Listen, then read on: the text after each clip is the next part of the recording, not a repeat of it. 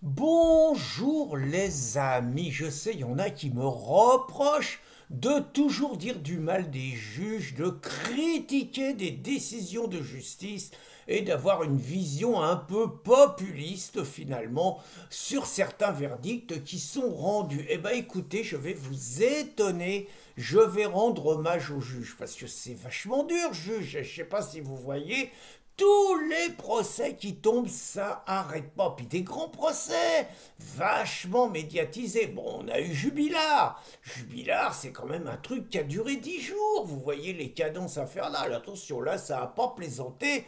C'était des jurés populaires. Ils sont plus méchants que les juges, les jurés populaires.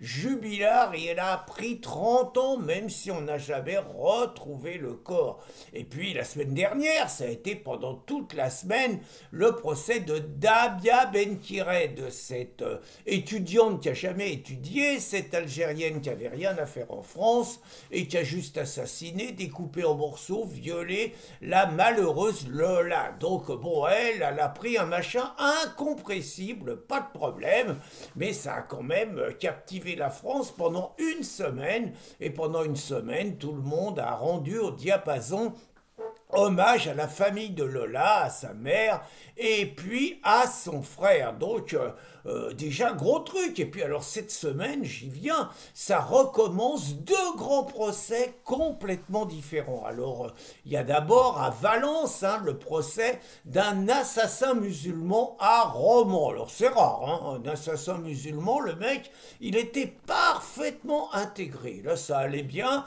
Les associations, il l'avait pris en charge. Le maire, il savait pas qu'il avait cette personne-là. Tout le monde, il était content. C'était le signe que, quoi que disent les fascistes, eh ben, ça pouvait marcher, que si on lui donnait du travail et tout, il allait s'intégrer, que c'était une chance pour la France. Et puis on ne sait pas ce qui s'est passé. Un jour, il a pris un couteau, il a tué deux personnes. Attention, que des Français, hein, parce qu'à un moment, il a croisé un mec, il a demandé s'il était musulman, l'autre, il a dit oui, il est toujours en vie. Hein, donc, il a tué deux Français, il en a blessé grièvement cinq, donc sept blessés à Romans. Et donc, il est jugé cet après-midi. Apparemment, lui, il va être jugé. Il va pas être jugé comme déséquilibré. Donc, on va suivre le verdict, on va suivre le procès de très près. Mais le procès qui fait la une aujourd'hui, c'est le procès intenté par ma Brigitte, née en 1953. Je rappelle, hein, à ceux qui racontent que c'est pas vrai, que Brigitte c'est Jean Brichel, c'est Jean-Michel, à qui j'ai souhaité un bon anniversaire quand il a eu ses 80 ans, ce qui m'a valu des taux d'écoute exceptionnels, quoi. J'ai passé à travers la censure de YouTube.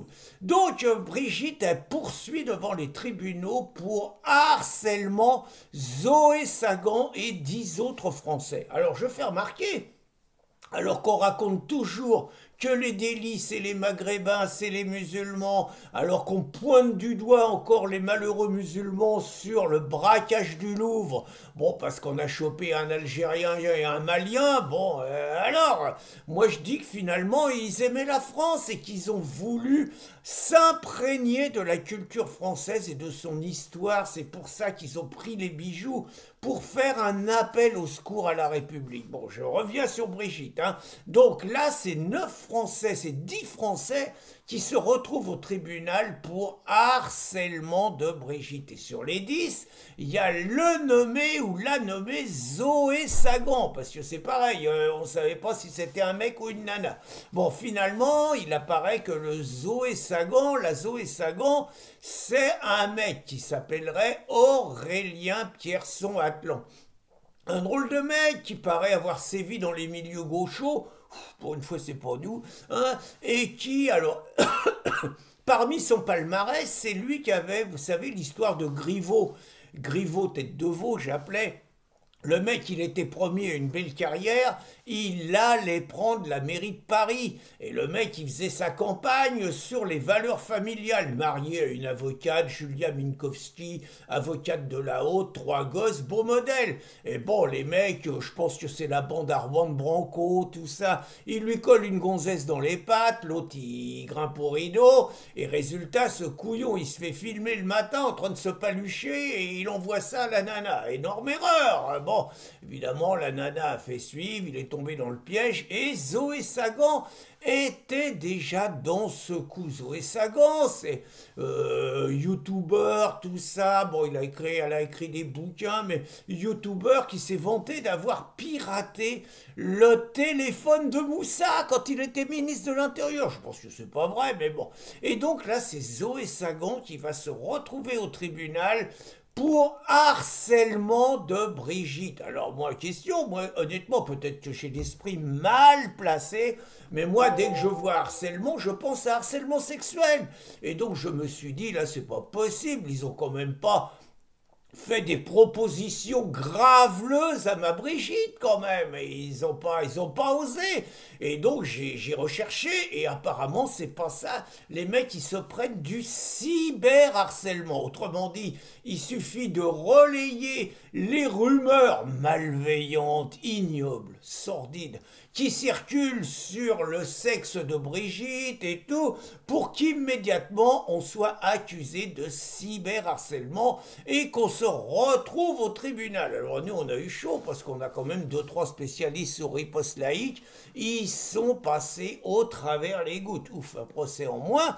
Donc j'avoue que je comprends toujours pas parce que il paraîtrait, c'est encore un truc qui circule et que Brigitte évidemment elle a redéposé plainte, que sur les feuilles d'impôt ils s'étaient gourés, ils avaient mis Jean-Michel à la place de Brigitte. Alors évidemment les rieurs, la Karine Dubernet, je vous ai mis la vidéo, tout le monde rigole graveleusement. Il n'empêche, je vous avoue que je comprends toujours pas, mais je suis sans doute pas un grand stratège, je comprends toujours pas pourquoi Jean-Michel, qui n'est pas déclaré mort, qui vient d'avoir 80 ans, qui est sur les listes électorales à Amiens, qui ne vote jamais mais qui est toujours sur les listes électorales à Amiens, je ne comprends toujours pas pourquoi Jean-Michel, il vient pas aux 20 h, il arrive et il dit c'est moi Jean-Michel, halte à la rumeur, arrêtez d'embêter ma petite sœur. En attendant, on va suivre de près ce nouveau procès. Bonne journée les amis!